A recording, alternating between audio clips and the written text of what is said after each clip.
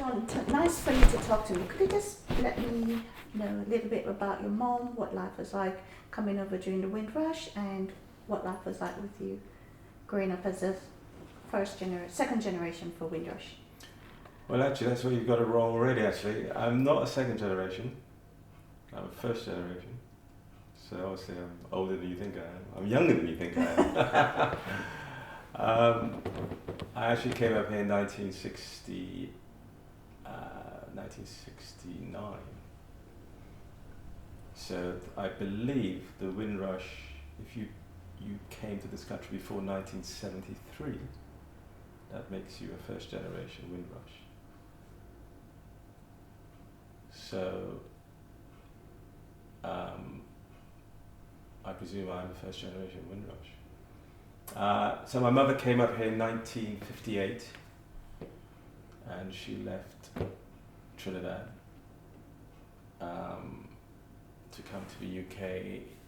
A friend of hers convinced her that this was the place to be. And she came up and she wanted to be a midwife. And she went into nursing to begin with. She was a theatre nurse. Then she became a midwife. I remember her saying that when she told the matron that she wanted to go into midwifery, because she was a theatre nurse, she did very well at that. The matron was just not happy. They wanted to keep her, obviously, because she was obviously good at what she did. But the reason why she didn't want her, she was unhappy because she thought that my mother was aiming a bit high. She wanted to do something, a bit. Sorry about that. That's okay. Yeah. Just cut that here. The matron thought that, so you're aspiring above your level, because midwifery was, obviously a much more a job where you need to study harder and a more skilled job. And she was very unhappy, and but my mother said, no, this is what I want to do. I want to be a midwife, and she left. So basically your mom didn't let anyone stop her from pursuing her dream. Yeah, she had a dream and she wanted to go ahead, and I could only think the matron was just unhappy because she was aspiring a bit too high. So then my mother became a midwife, and a very good midwife she was as well. Because I'm coming from the Windrush generation. Sorry about that. Coming from the Windrush generation, we know that when you come over during that period, you were assigned a job, and they expect you to remain in that job. They don't expect you to go a bit further and broaden your horizon. Would you say that is something that your mom instilled in you? Because she went through all of this and she decided, no, I'm not going to let anyone stop me from pursuing my dream. I'm going to go further. She went to doing midwifery. Did she inspire to go a bit further, becoming a matron or anything like that? Well, she did become a matron and she became a sister. Yeah, she became a sister. So she moved up the ranks quite quickly. And then she became, she started training midwives, young midwives, which is quite a responsibility. So she did move up the ranks quite quickly. So, but she was that sort of person anyway. She always wanted to do better, and so yeah. Does that answer your question? Yes, it does. Yeah, it does. Could you just give me a bit brief explanation about your mom? What type of person she was? Let us get to know her a bit more. I know that she's passed away, my condolence, but what type of person was she? I know she trained a lot of people to follow their dreams and accomplish things that weren't really that easy to accomplish per se. So what type of person she was? Well, she's very driven. I mean, you have to be, haven't you, to leave a country on your own and leave your children behind. But then go to a new country and face all the challenges. You have to be very driven. And it's, you know, over here, I suppose, yeah, I think she was a fun person, but as I said, very driven and knew what she wanted. And the main purpose of her being in the UK was to provide for her family back in Trinidad. And that was the main purpose for many of the Windrush people. They came here thinking that they would spend a few years making enough money, and then eventually they all wanted to return to their country. At some point, they all wanted to return. But many of them didn't. And that's an interesting story in itself, yeah. And when they did return, they found themselves to be aliens in their own country, because they had changed, although they didn't realize they'd changed. They'd become anglicized a little, and when they went back to Jamaica, Trinidad, Barbados, they had changed, and their own people recognized that they had changed, and they weren't as welcomed. And the other thing is, when they did go back, everyone thought that they were loaded with money, and they weren't. You know, so they found it difficult sometimes going back. The returners, they were never happy enough. They weren't completely welcomed when they went back. And if they were welcomed, it's because people thought they had lots of money because they spent time in the motherland. Just give me a brief example of what your mum went through when she went back home for holiday. How did they treat her back then? Well, I mean, we're from a good family, and so they were okay, but, you know, like her cousins would expect her to, you know, just like, you know, she'd go back and they'd expect her to kind of, you know, they'd go to the petrol station and they'd fill the car up with petrol and they'd say, oh, do you want to pay? You know, they used to do that to me as well. I'd go back any minute, you know, they'd fill the tank up with petrol and say, oh, you're paying, or anything we did, you know, they took us anywhere. It was always, they expected us to pay for everything, you know, because they thought we were loaded. We didn't mind, obviously, because, you know, we hadn't seen them for a while, and they are family, but I kind of get that feeling sometimes when you go back, they think that you have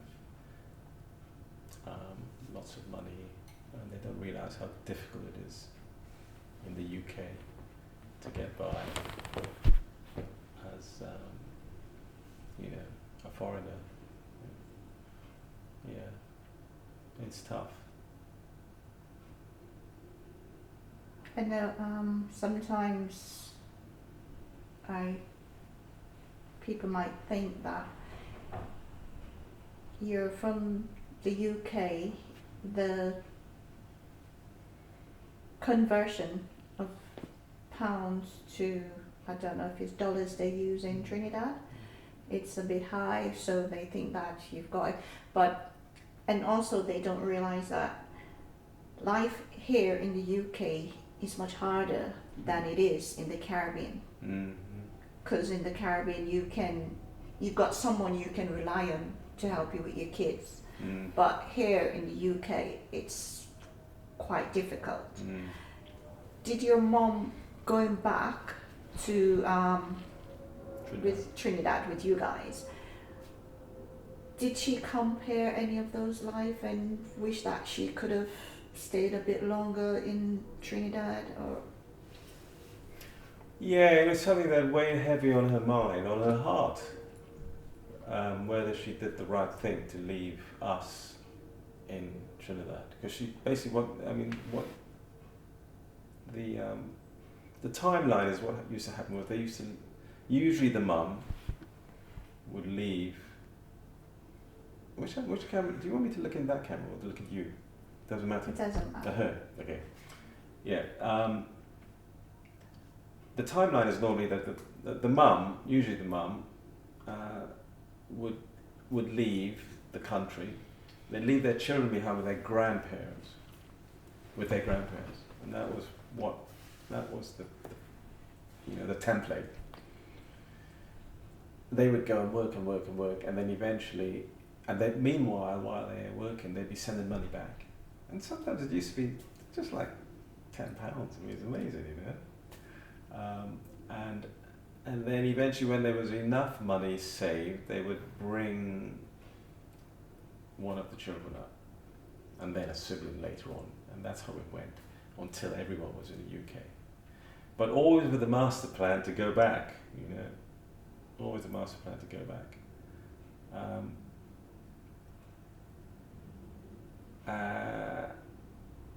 And usually what happens is that, you know, they never did go back really. That's why we're all still here.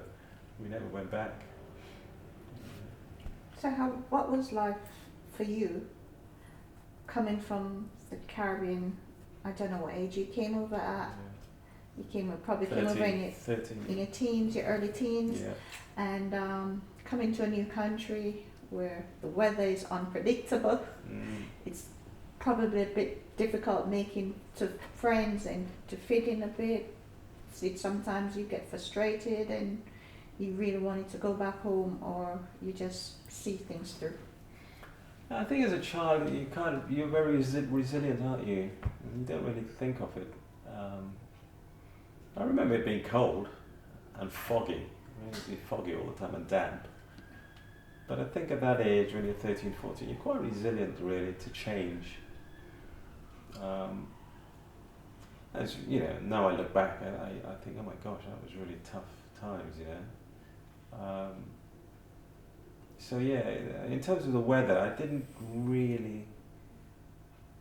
I was excited in many ways. I was excited to see snow. I was excited to see fog. I was excited by the way the weather changed continually. For me, it was an excitement. And I actually remember doing a project on when I did geography at school. I did a project all about the weather because I was fascinated by it. So for me, the weather was interesting, and it made me aware of weather patterns, which up to now I'm still fascinated by change in the weather. Obviously on the social side it was different because, you know, there was obviously racism to deal with, which wasn't very nice. But that's a continual issue one has to deal with.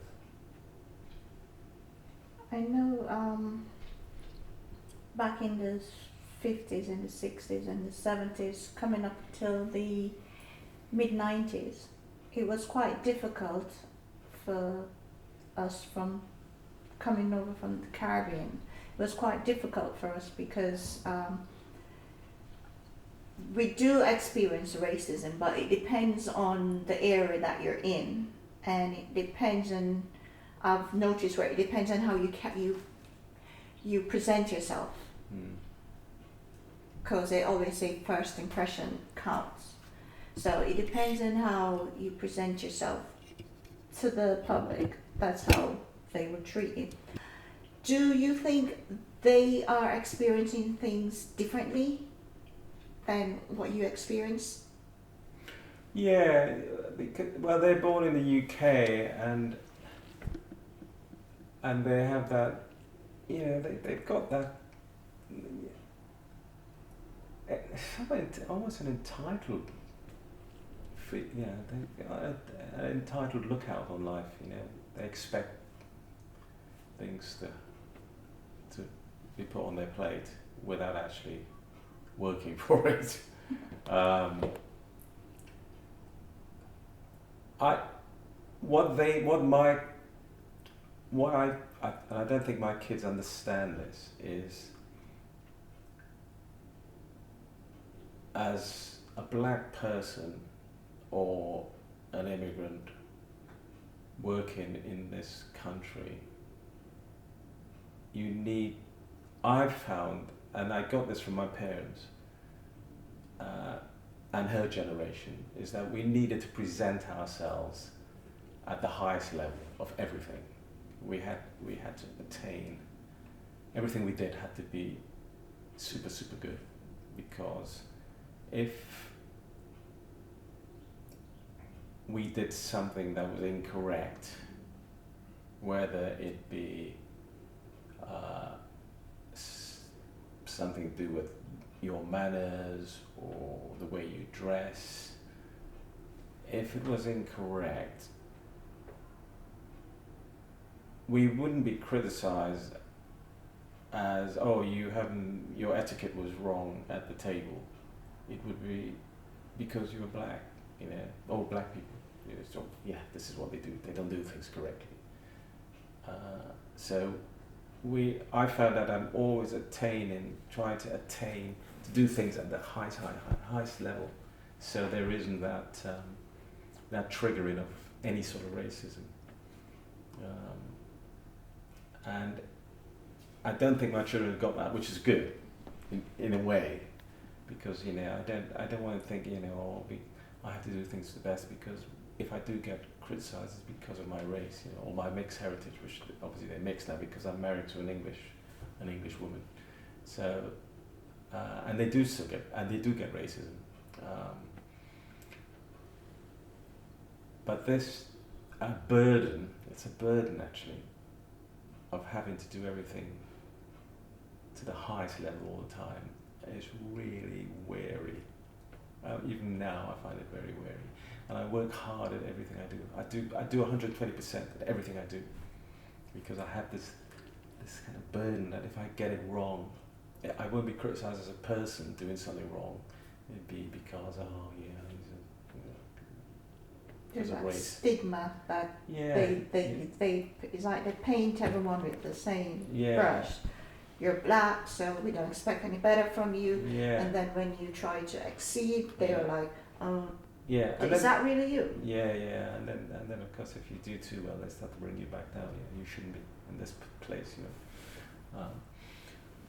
So my children, go back to your question. My children, I don't think they have that. They don't. That's not a stigma they have. They just get on with life. And do you think the racism back then is a bit different from the racism now? Because you still have racism, but it's the way how they presented it now. No, not really. It's the same, really. Yeah, it's always the same. Nothing changes there. Yeah, my children get it. I'm fighting a case for my son now. He's got stopped by a woman, drove her car across him on his bicycle, and she got out and began accusing him of stealing his bike. And she said, "Oh, that's my son's bike. You've stolen it." Just like, you're kidding. He said, "Well, what? No, this is my bike." I remember going out to buy it with him. I still had the receipt. She just wouldn't have it. And that was so the stereotyping was happening there. He's a black kid, he's not meant to, or he's a mixed race, he's not meant to have the finer things. So it's the recycling of stuff all over coming from the 60s back, but the way they portray it now, it's a bit different. So it's the kind of change in the way they do the things. subconscious biasness, they don't understand, they don't get it. They don't realise they're racist. That's the trouble, and I think sometimes why people struggle to confront those issues within them, because they don't realise they're racist until they do something like that. And then when you get them to question themselves, why did you do that? And then they discover that they did it because deep down they are racist, but they don't realise it. It must be really hard for them to confront. but they have to start doing it, or else, they're going to have some serious mental problems later down the line. Yeah. So yes, so basically back to your question. Yes, they it's different. It's different. The racism is different for them. Yeah. But they have had it in schools. They have a shame. I hate to say they have it, and no one takes it seriously, which is the other problem I have. They don't take it. The schools don't take it seriously. How do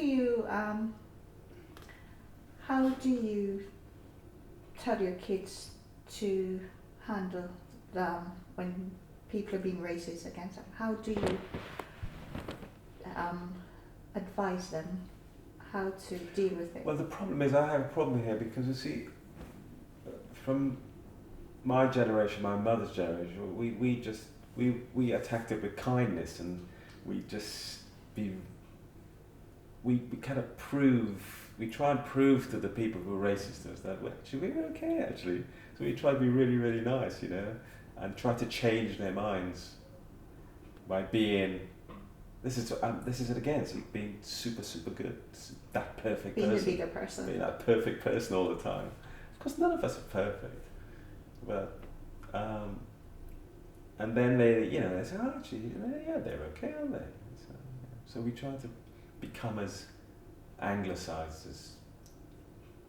as they are, so they can say those magic words. Oh God, they're just like us. Of course, we like you anyway. So, yeah. I'm assuming you've taken your kids back to Trinidad to experience the culture. Yeah, been back to the Caribbean, other islands. They haven't been back to Trinidad yet. No. But that's on the bucket list for them. Yeah. So you've let them experience a little bit of Trinidad because. Well, I will do. Yeah. We had most Caribbeans. The way they brought the kids up, the way they were brought up, with the respect and the mannerism and everything. Would you say you do that with your kids, or you adapt both culture, both your wives and yours? Yeah, it's tricky actually because obviously I'm married to a white person, a white English person, so their values are different. The way they bring their children up and much more looser, they give them, for me, too much freedom, and whereas I tend to be a bit stricter, but they don't like me being strict.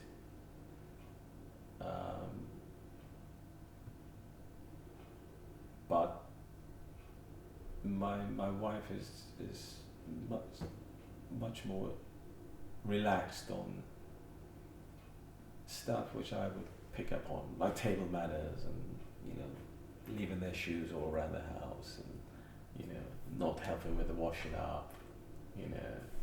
She's much looser, and whereas I'd be more strict. But the problem is, as I was saying, it's really hard as a Caribbean parent to be really, really strict with your children because they're the ones born in the UK. So basically it's quite difficult putting two cultures together because... Yeah, it's hard. It's tricky. It is difficult actually. I must admit I found that quite difficult actually. I found that quite difficult to merge the two cultures. I still think it's exciting. It's interesting, because they're getting a bit of both worlds, and now they're beginning to understand my side of. They're showing great interest now in my Caribbean side. They want to know now. They want to know about the food. They want to know about the culture. They want to know about the music, and that's really exciting for them. My sister, who's also a Windrusher, she's here at the moment, so maybe you should interview her at some point.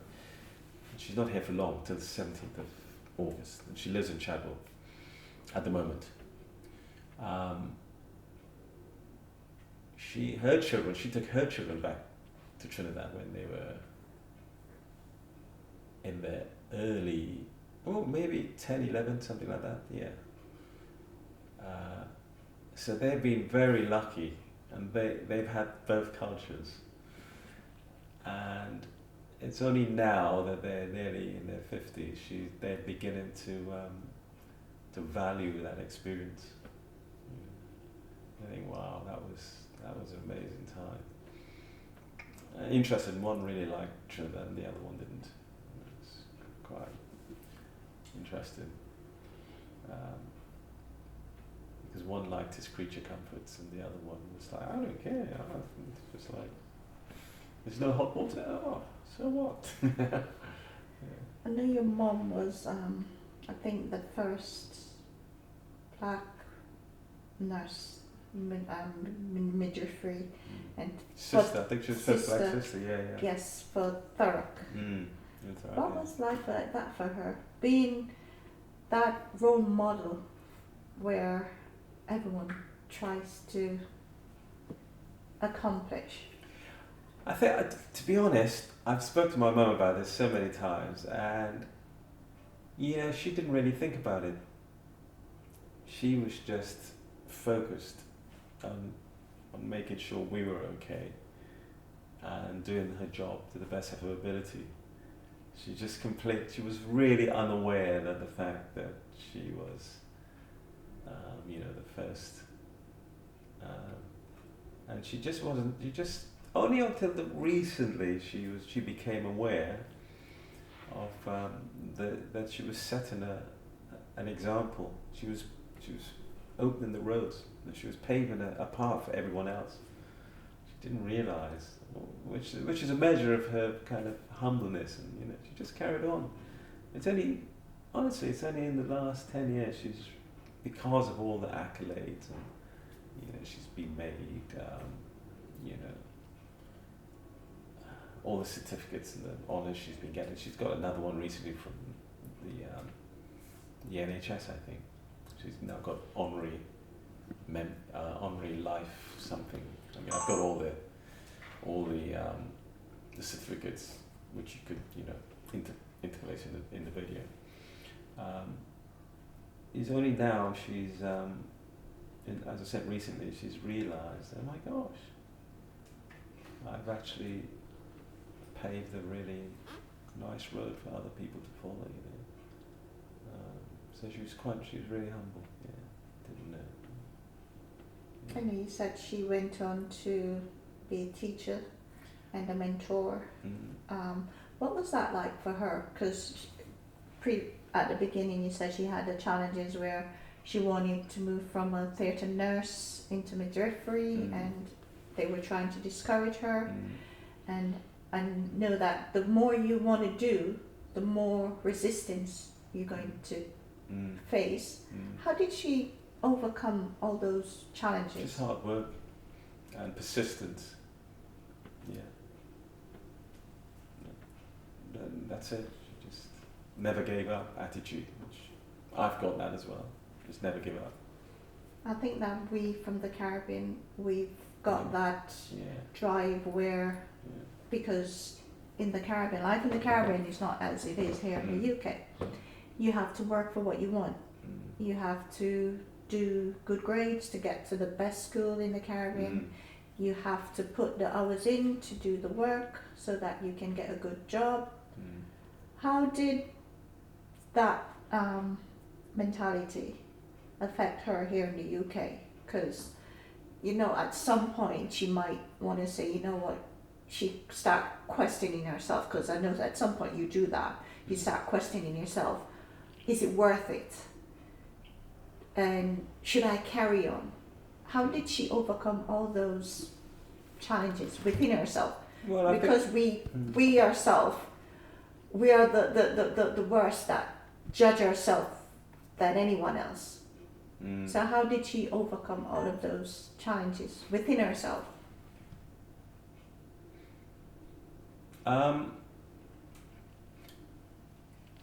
Yeah, well, obviously we have that drive, as you say, and education was really paramount.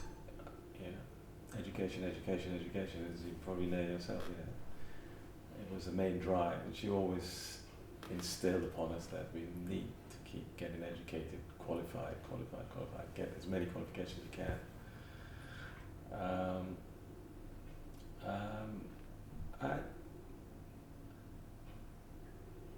I think that was it. She was just made sure that we kept on working hard academically the best we can.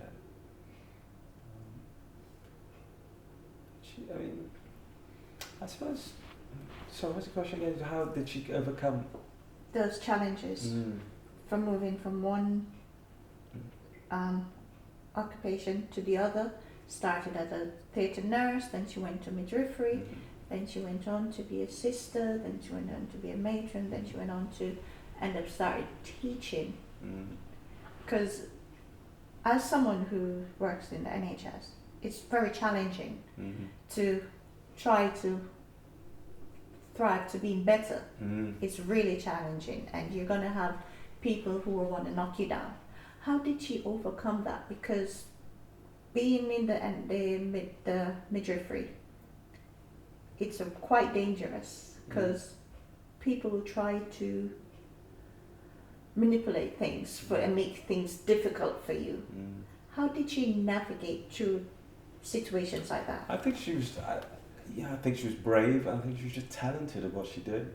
She delivered 2,000 babies at home. Remember, at home, without any assistance from doctors or anything. A pregnant mum would call her at 3 o'clock in the morning. I used to hear the phone ring at 3 o'clock in the morning, and I can hear her scuttling around, getting all the stuff ready, and then she'd go out and she'd deliver a baby on her own. So she must have been incredibly skillful at what she did, and brave, because not many people would do that now in midwifery, because there are too many. You could be sued, you could be, there's so much a litigation trap everywhere in nursing.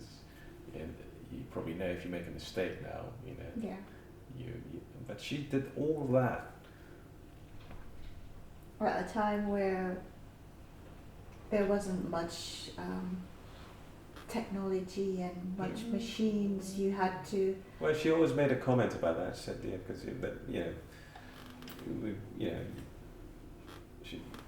I remember someone asking, what's wrong with the NHS at the moment. She said, well, they depend too much. Oh, I can't paraphrase what she said, but she said, there are too many computers. People. Oh, she said people just keep looking at computers instead of the patient. Yeah. And she said you can learn a lot just by looking at the patient. Yeah. So that when you have these telephone conversations now with your doctor, now you don't go and see your doctor. You have a telephone appointment. And how can they tell properly what's really wrong with you without being in front of you and looking you in the eyes? So that's one of the things she said. She said, I because I was with the patients all the time, I could see what's going on. I could feel what's going on. Lots of my friends used to go to her. I used to say to her, lots of my friends, when they became pregnant, I said, can we go and see your mum for a checkup? I go, yeah, of course you can. So they go and see her, and she would always, I don't think she was wrong once. They would say to her, do you think it's a boy or a girl? And my mum would always guess it. Or she knew whether it's going to be a boy or a girl. Yeah, because back in those days, I know my mom used to, they always say, they look at the shape of her stomach, so you could tell. Yeah. That communication that you've got with your patients, that trust that you've accomplished over the years with people. Do you think that before she retired, did you think she missed that communication with people? Because as time goes on, you start spending less time with your patients. than it used to. The midwives were taking a step back. The doctors mostly were doing stuff, so they were like redundant in certain senses, where they start being questioned about their ability and how they do things.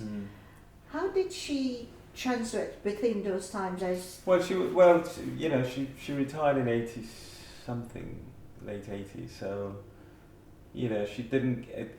Her career wasn't running at the point where it became really, really computerized and everything was monitored on screen. So she was still, when she retired, it's still very hands-on, literally. So she didn't have to go through too much of the transition. It started to happen a bit, but when she retired, it was still. Did she miss it? Yeah, I think she did. Yeah, she did. She went on refresher courses for quite a while, and she did work a few years beyond her retirement because everyone wanted to keep her, because she was so good at what she did.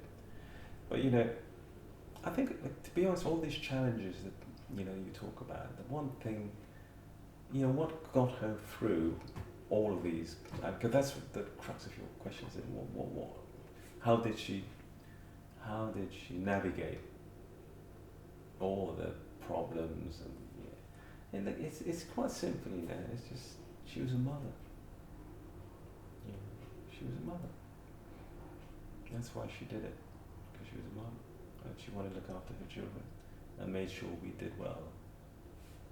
That's what drives. To be honest, that's what drives me now. Being a father, it's like, I'll navigate anything for my children. Any problems, I'll try and sort them out, and that's what she did. She did it because she was a mum. And would you say the values of how she pursued her family, that's what she instilled in you, that's what made you the person you are today? Oh yeah, absolutely, yeah. Everything, especially now she's gone. I mean, obviously because she lived to 100, obviously I've had time to think about all the things she's done for the family, not just me, my sister, but the broader family, the cousins, the uncles. I've obviously had time to think about all that she's done, and I remember saying to her, actually, that when I realised she was going to die, I actually said to her, I looked at her, I said, Mum, you're not dying, are you? And she said, I don't think so. And then I said to her, Mum, I really appreciate everything you've done for me. And everyone else in the family, we really appreciate it. I said, look, I've had a great life, I've had a really good life, and I really appreciate what you've done for me. And she said, that's really good to know. And then she said, I wish I could have done more. And that was the last sentence I heard from her. I wish I could have done more. And I thought, my God. And I actually said, my God, you've done so much. That's the thing of being a parent. We all say we wish we could do more. It's back again, I said, it's all driven by being a parent. Everything that's accomplishment really drill down into that question. How did she overcome this? How did she overcome that? At the end of the day, it's being a parent. And lots of kids today, they don't want to be parents, as you probably know. Because that's a massive responsibility. And I think they could see it. They can see what a responsibility is. I know, growing up in the Caribbean, and I remember one thing they always instilled in us, I don't know if your mum said that to you, is whatever you're doing, first and foremost, make sure it's something that you love. And if you love the job you're doing, you do it to the best of your ability. And you do if you're not comfortable within it, you need to move on, because that's where mistakes will happen. So is that something that she instilled in you, and you're instilling it in your kids? Well, no, not really. I mean, Yeah, she didn't actually instill that in me, but I think when I changed career or changed my plan of what I was going to do, I think she didn't interfere. She just said, okay, if that's what you want to do, that's what you want to do. Which in many cases is actually saying, look, okay, if you're going to be happier doing that, then I'm not going to stop you.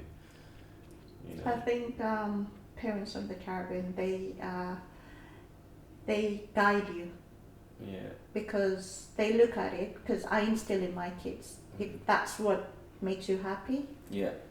I'm with you. Yeah. Because at the end of the day, it's something that you have to live with. So they guide you with the decisions that you want to make, and whatever consequences happen, you face it, so that you can't blame anyone but yourself. Would you say that's something you're trying to do with your kids, or something that? Well, you guide them, but the trouble with my mum's generation is that the only professions they used to say to you to do was medicine, lawyer, accountant, and they didn't give you much option from those days. Those were the professions they tried to push you into. And of course they were trying to push me into medicine, obviously, because my mum's a midwife. My grandmother, my mother's mother, always wanted me to be a pharmacist. So I was definitely being pushed down the medicine road all the time, if it wasn't, back in those days, you got to be a doctor, you got to be a lawyer, you got to be an accountant. They didn't push you down many choices, or an architect or something like that. That generation didn't see you could actually make a living out of doing, for example, the arts, the creative world. To them, that would have been a total waste of time, because you just couldn't make any money doing it. You can make money doing it, but But the thing was with my mother is when I decided I was going to do something else, because I was going to do medicine, so I was doing physics, chemistry, biology, A level. I wasn't very good at physics, so I didn't get the right grade at physics. So I had to resit physics. And then I think I worked in a hospital for about 3 months as an auxiliary. Anyway, killed a few patients and then I left. And then they just gave me a list of stuff to do, because just doing resitting one A level wasn't enough. And I literally went down, photography, that looks interesting. And it started off with half a day a week, and then it became a whole day, and then it became 2 days, and then I dropped physics. Or did I resit it? I think I did resit it, but I still didn't get the right grade. And then I realized you could do A-level photography. So I thought, that'll keep Mum happy. I did A-level photography. And then I realized you can do a degree in photography. And I thought, that'll definitely keep Mum happy. At least I'm going to go and still do a degree. So, and then I did. So then I got into the top photography school in the world, basically, just by pure luck, because no one pushed me that way. I discovered it myself. The London College of Communication, discovered it myself, and I went to the head of department. I said, what about this place? Why haven't you told me about this place? And basically, it was like, hey, we've never got anyone into that place ever. It's the best place, certainly in Europe, to do photography, film and TV. And I said, I wouldn't mind trying. He said, well, you can if you want. And I got in, first person to get into that college. 800 applied, 40 got in, 10 dropped out. So there was only 30 of us left by the time the course finished.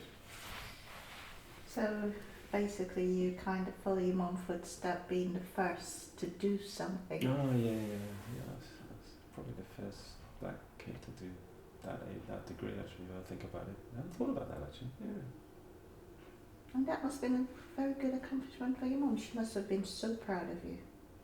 Yeah, as a mum we don't really say it, but Well, the trouble is, you know, they don't understand. That generation didn't understand the creative world. They don't understand. They didn't understand it. And to be honest, she said, "Oh, yeah," she thought it was going to be a wedding photographer. But they don't understand it, and they don't understand that you know you can monetize out of doing the arts. You know, they don't get it. And when she saw that, you know, I'll be jumping on an aeroplane to go to Greece, and then I'll come back and I'll be on an aeroplane to Cuba, and I'll be flying out. She was, yeah, I can see her again. My God! And then I know, because she used to tell her friends, "Oh, my son is traveling now. He's just come back from Cuba, and now he's off to another country. He's off to another country." She never told me. No, that's the thing. That's the thing. I think back in the 70s to the 90s, because I used to be an accountant in Jamaica. I used to work for Treasury for Jamaica. Those jobs were high-paying jobs. So those were the jobs your parents were pushing you to do. They wanted you to achieve more than they do. They want to not really say live their life through your eyes, but they expected us to achieve more. And they never tell us that you're great. They will brag to their friends, but they will never say to you, "I'm so proud of you." Why do you think that is? Because you know, if you say to anyone, "You're really proud of what they're doing," people get it's natural. People become complacent. "Oh, I'm doing really well. I don't have to work that hard anymore." Because as a mum myself, I do push my kids, but I'll never say to them, I always say, "You can do better." I think as a parent, we look at it as like, if we say, "Yeah, they're doing that," they will stop. They won't want to do it anymore. They become complacent, and they think they've achieved the target already. Because you know the target is moving all the time. The achievement target is just constantly on the move, isn't it? It's like, so do you keep moving the goalposts for your kids? well, you drop a little hint every now and again, say, "Oh, well done, you're doing well there," but you've got to be, as I said, if you you give them too much praise, they tend to relax. Getting the praise from your mum friends. Hearing now your mum are praising you, that only encourages you to... Yeah, she used to tell other people, but she never told me. It's great, actually. You know, it's fantastic. I think it was really, you know, and I used to say to her, you know, I said, "Oh, you never say, you never go, wow," you know. I mean, like recently in October, I play hockey, and I played in the Hockey World Cup in Cape Town, I mean, a World Cup, and you know, Mum, I said, "Well," she goes, "Oh, right, what was it like?" She says, "Yeah, did you have a good time?" "Yeah," and never like, "Wow," you know. But it was great because they're the sort of they keep your feet planted to the ground, you know. I think they, from my mum, it was hard for them to show emotions. Because I know back then it seemed like if you show too much emotion, you're weak. They see it as a weakness. Because coming from one country to the other, you start being emotional and all that. They will see you as being weak, and you'll be targeted within certain aspect of your profession. So they instill in us, never show your fear, never show your weakness to anyone. So it's like you put up this wall, how do you keep moving it forward?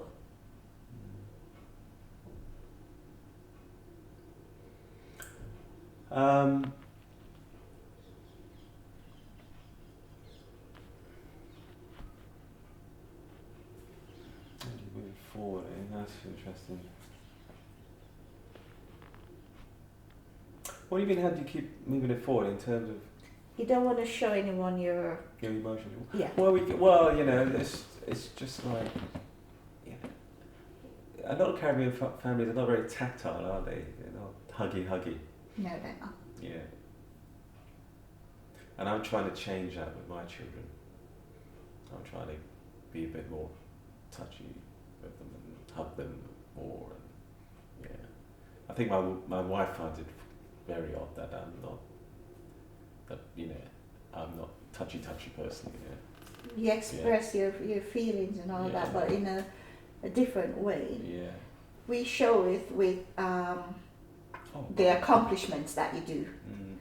Yeah. You might not say well done, but you give them something that they look at it and say, okay, yeah, that's how I accomplished something. So if it's like you're rewarding them, but you're showing them, because back then they show us a little subtle way of achieving stuff.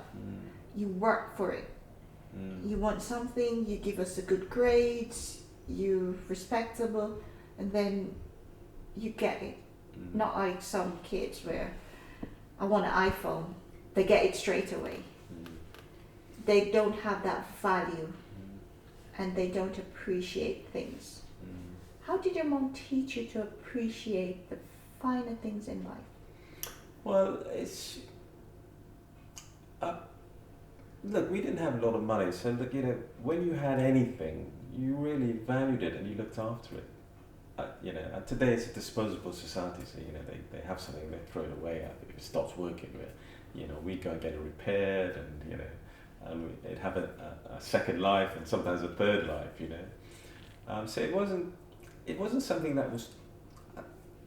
It wasn't something that was taught, I suppose. It was. I don't know. We just never threw things away. Just got them repaired. So that sort of what you're talking about is today's society where. I had back in the days it used to be a Walkman. Yeah. And it's not everyone could afford a Walkman. Certain stuff was like a privilege. Because for me, I remember being the first person to have a color TV. Being the first person to have the VCR, telephone, and you learn that those things you have to appreciate the little that you've got, because you will never know. They don't. They don't work. Yeah, we used to work hard for everything. Everything we've had, we really work for it. Work really hard for,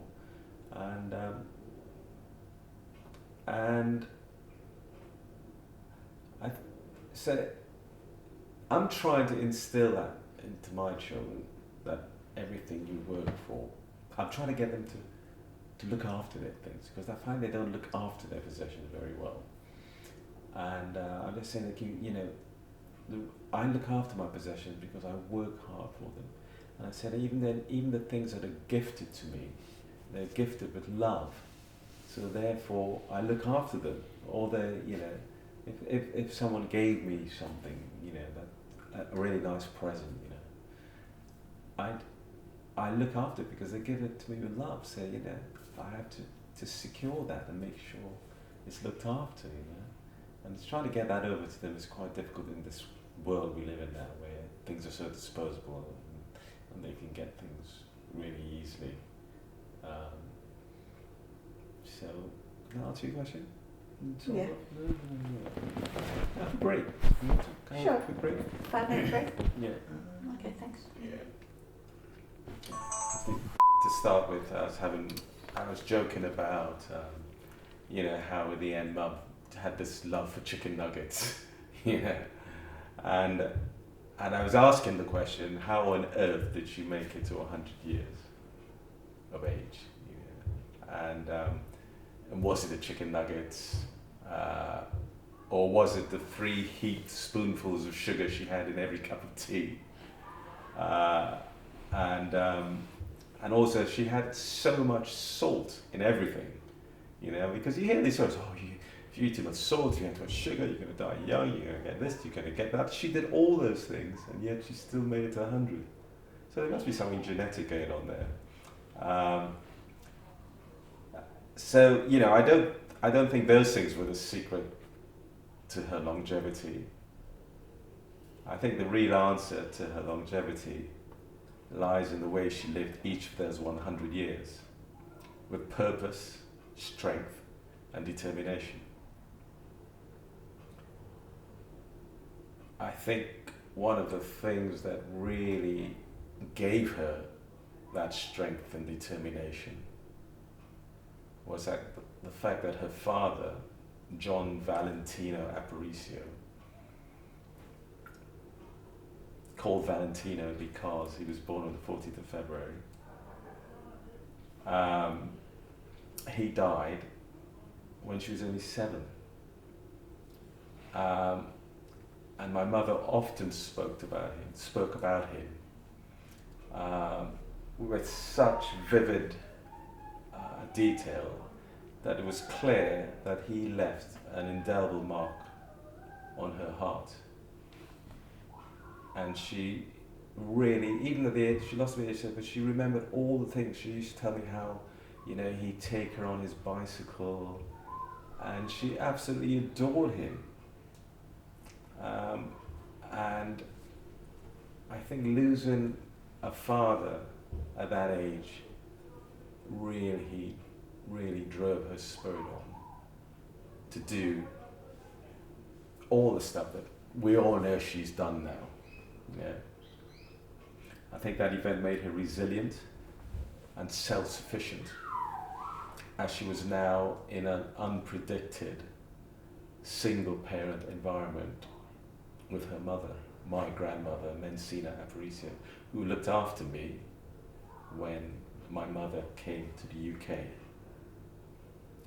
And my mother always reflected on how resourceful my grandmother was. Where did she get the money to kind of, she had typing lessons. She learned to be a teacher, and all came from my grandmother, who was obviously also very resourceful. And then finally, she trained to be a teacher in Trinidad. And I think the next really pivotal moment in Mum's life was her very bold decision to leave Trinidad when I was just 2 years old and my sister was 10. And my mother always confided in me that she found that a really difficult decision. She never knew if that was the right thing to do, to leave her children behind. I mean, would you leave your children behind at that age now? No. So that Windrush generation were a special generation.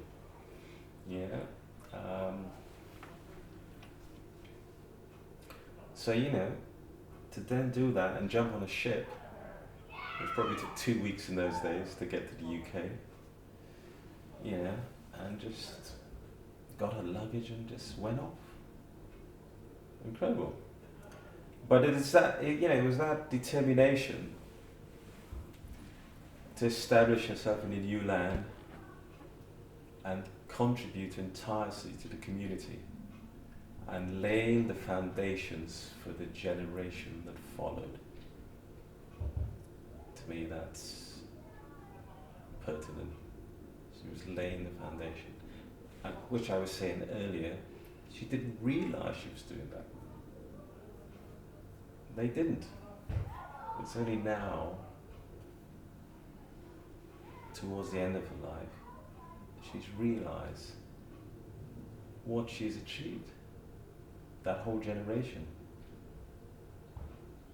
Laying the foundation for the generations that followed. Her strength, dignity and compassion were the cornerstones of our family, guiding us through life's challenges and successes. She rolled up her sleeves and began one of the most incredible careers imaginable as a midwife. And as I told you earlier, she delivered over 2,000 babies, and that was hard work. She worked day and night, rain, snow, fog. In the early days, I even remember she'd get up and get on a bicycle, just a black bag, to go and deliver a baby.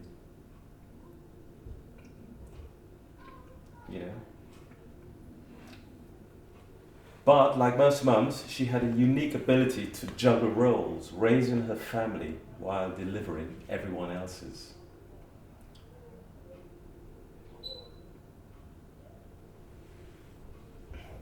our home, and this is really important actually, because this answers one of your earlier questions. Our home wasn't just a house. I don't know if you've heard this before, that back in those days, in the 50s, 60s, 70s, because West Indians weren't accepted, you probably heard, no Irish, no dogs, no blacks. There was always someone who used to make their home the community centre for West Indians. Yes. My mum's house was one of those. I was in Birmingham. My aunt's house was that. Yeah. There's always a house where everyone goes to play domino, Yeah. Cards. play Ludi cards. Yeah. Kids outside playing in the garden, playing cricket, football, you name it, marble. There's always a home where you can go and unwind. Yeah, and feel comfortable. And get the relief that you need from your stressful day or a stressful week. And that's what our house was like in Shadwell, especially at weekends. It was just full of West Indians, and of course my mum cooked amazing West Indian food. Her open door policy was legendary, really. I was brought up that way, and that's how I instill in my kids. Yeah. The motto, I don't know if that motto was in Trinidad, Yeah. but my mom motto was, the first day you come, you're a guest. Yeah. The second time you come, you're family. Yeah, and that's what happened at this house in Essex. It was open house and it was lovely, Everyone used to come around, and then of course, people would call my mum, and sometimes they didn't call, but people would call my mum and say, "Oh, by the way, my daughter or son is coming up to the UK. She or he's coming to stay with you." It wasn't, can they? It was like, my daughter, my son is coming to stay with you. And of course, she accepted them all. And they would come and they'd be there for a month, 2 months, 3 months, until they found their feet.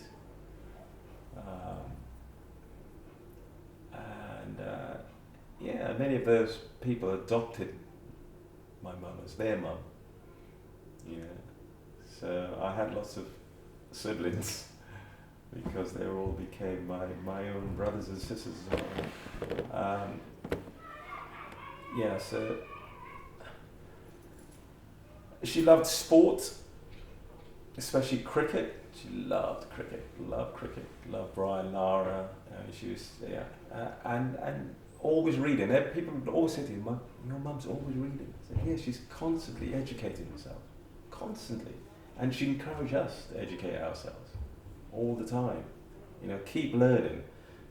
She, even in her 90s, she was always curious, always wanting to learn. She knew how to use a smartphone as good as I could. She was just, okay, at the end, obviously, as she got weaker, not so well, but she was always, full of energy. She was like a one-woman power station. Even recently, when her body was starting to slow and became frail, her spirit was still sprinting as fast as Usain Bolt. The other thing about mother, obviously, life is up and down, things happen. But she was always the emotional anchor. And on many occasions, the financial backer of the family. I can, even up to recently, she only died 2 months ago. I can think of one example now, just 4 months ago, where she loaned some money to a family member.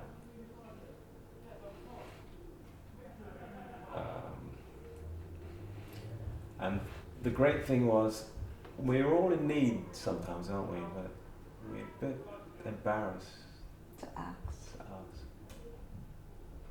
She knew, so before you asked, she would say. A mom intuition. Yeah. Moms always know when you need it the most. She was really helping you before you even asked. It was amazing. I could never work it out. Sometimes she'd say to me, "You sure you don't need some money?" No, Mum. But you could probably tell. You know? She used to sit here. This was her favourite seat. This was her favourite seat. She used to sit here and look out like this. Yeah.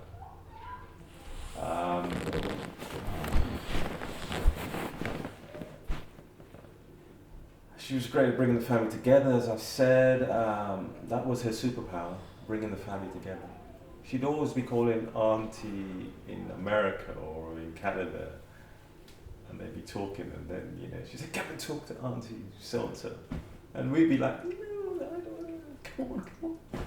Because now, these people are there, and we chat. But she was the one who glued it all together. She was the backbone of the family. Yeah, she was definitely there. And of course, you know, she used to have amazing parties. We all remember the parties. That was the fun side of her. She was an entertainer. So, you know, to sum it up, you know, I think she gifted us with courage, discipline, and impeccable manners, which, you know. But the truth is, she lives on in our hearts, our stories we're telling now, and our shared laughter.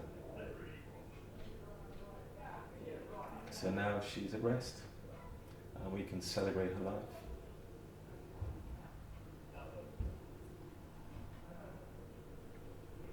That's just beautiful. Thank you for that. And thank you for sharing your mom with us. Yeah, she's. May your soul rest in peace. Yeah, she's. Thank you so much, John. Well, I hope it helps. I hope you can do something with it. But I've got a great picture of her sitting on here, so you can even drop that in when I mention. Yeah.